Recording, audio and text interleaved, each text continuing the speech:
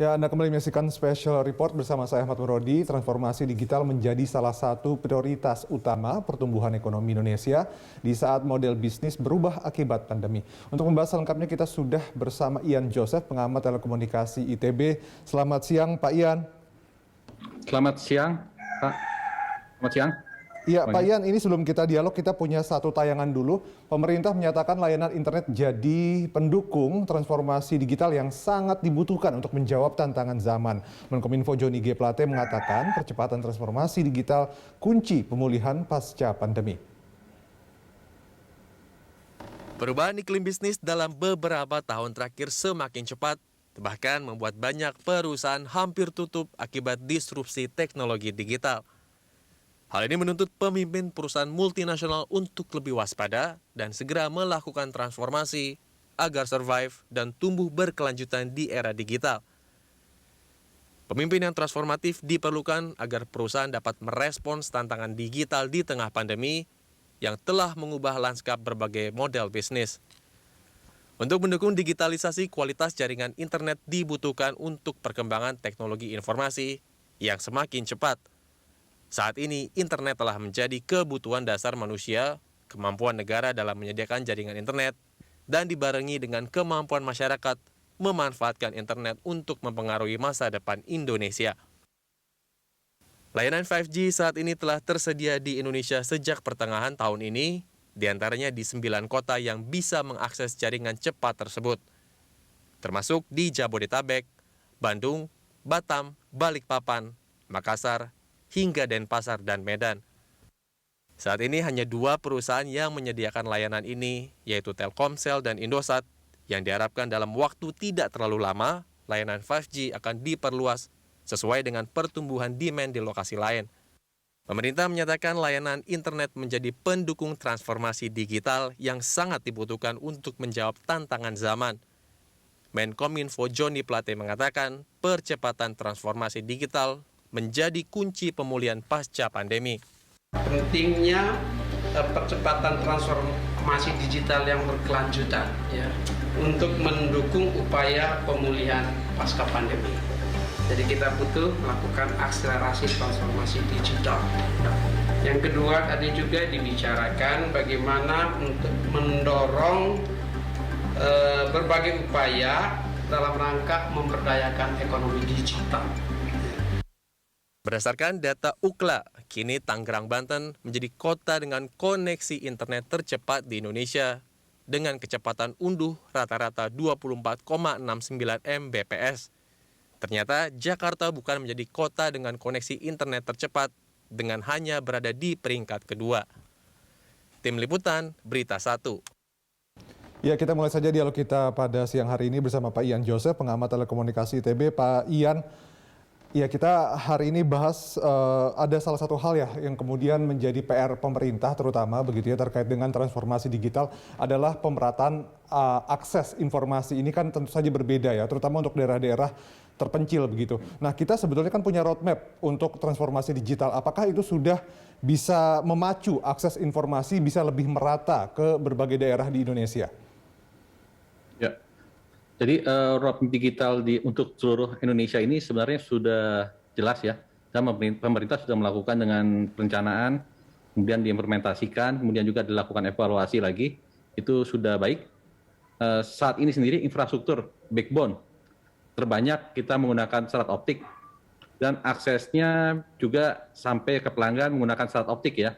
Nah, serat optiknya sendiri sampai ke pelanggan biasanya untuk layanannya sudah sampai multimedia memang.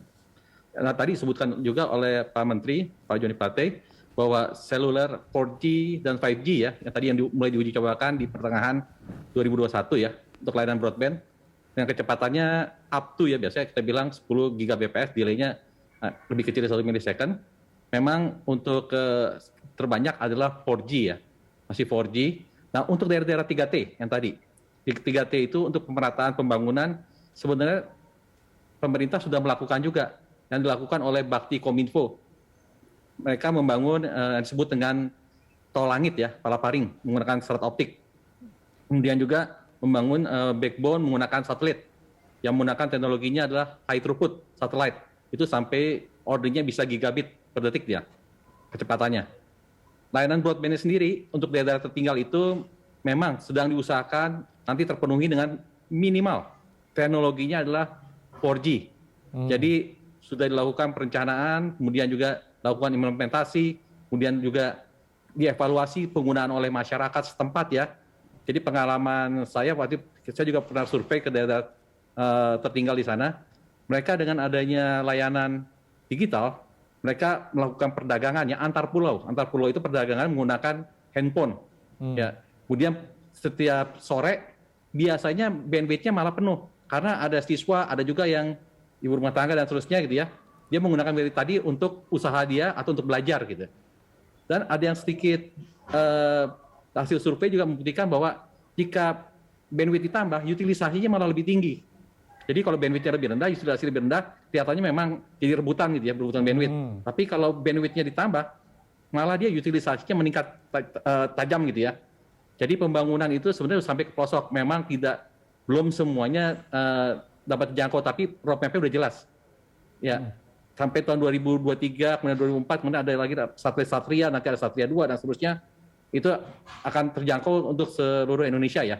Roadmap-nya jadi kita mulai tadi sampai pelosok-pelosok gitu ya. Iya, Pak Ian, ini juga tadi kan sempat kita naikkan juga grafik ya, kecepatan internet gitu ya, versi UKLA, 5 kota internet tercepat, Tangerang nomor 1 ya, 24,69 Mbps, kemudian kecepatan unggah 14,85 Mbps, latensi 28 ms, kemudian di kedua ada Jakarta, kemudian ketiga ada Bekasi, kemudian keempat ada Depok, dan kelima Makassar. Kalau kita perhatikan kan 4 teratas itu di Pulau Jawa semua, artinya ini menunjukkan ketimpangan begitu Pak? Benar. Jadi memang utamanya karena di Pulau Jawa itu yang namanya backbone itu udah semuanya serat optik ya. Kalau luar daerah itu kita banyak daerah kepulauan ya. Memang sedang diusahakan untuk daerah 3T itu dibangun palaparing. Cuma memang belum bisa menjangkau semua. Jadi masih menggunakan satelit. Ya. Kalau bisa tadi dengan fiber optik semuanya gitu ya. Fiber optik itu sebenarnya kecepatannya bisa sampai tera ya, tera BPS. Nah, itu di-sharing ke banyak pelanggan, pengguna gitu ya. Oke, bisa dicapai misalkan 20 Mbps. Seharusnya bisa lebih lagi memang. Bukan hanya 20 Mbps gitu. Dan delay-nya juga sangat kecil. Ya, memang nggak bisa dalam istilahnya membalik tangan gitu ya. Indonesia yang sangat luas dan banyak daerah laut gitu ya, pulau-pulau terkecil.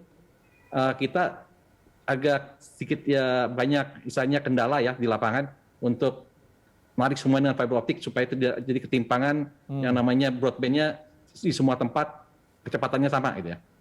Jadi agak berbeda nih. Ya.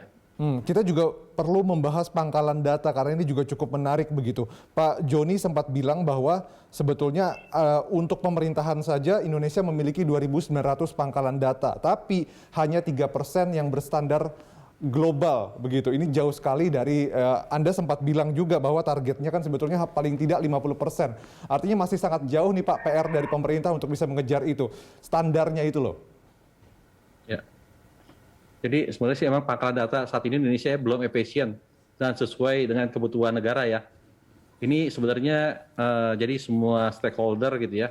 Dari pemerintah, dari swasta, kemudian juga biasanya ada organisasi yang bergerak di bidang pangkalan data ya. Nah ini harus duduk bareng ya, supaya membicarakan bersama-sama tentang perencanaannya, kemudian ada implementasi, kemudian juga bagaimana cara operasionalnya, dan juga ada perawatan pengembangan yang berkelanjutan. Jadi kalau dilihat lagi, memang di Indonesia ini jadi kebanyakan semuanya membangun pangkalan data gitu. Padahal pangkalan data itu harusnya tidak sebanyak tadi gitu ya. Kenapa juga harus pangkalan datanya? Ada juga kadang-kadang pangkalan datanya malah adanya di luar negeri gitu. Padahal kita tahu bahwa datanya sebenarnya bersifat ya istilahnya penting lah bagi negara ya, dan tidak boleh ada di luar negeri gitu. Ini kadang-kadang dilakukan juga gitu. Padahal masih ada pangkalan data di Indonesia juga gitu. Ya. Iya, jadi dan banyak ya. Ya Pak Ian, kita harus break dulu sejenak. Mungkin di segmen berikutnya kita akan fokus bagaimana kemudian akselerasi transformasi digital ini bisa menggerakkan, memodernkan UMKM yang ada di Indonesia. Dan pemirsa tetaplah bersama kami akan segera kembali usai jeda.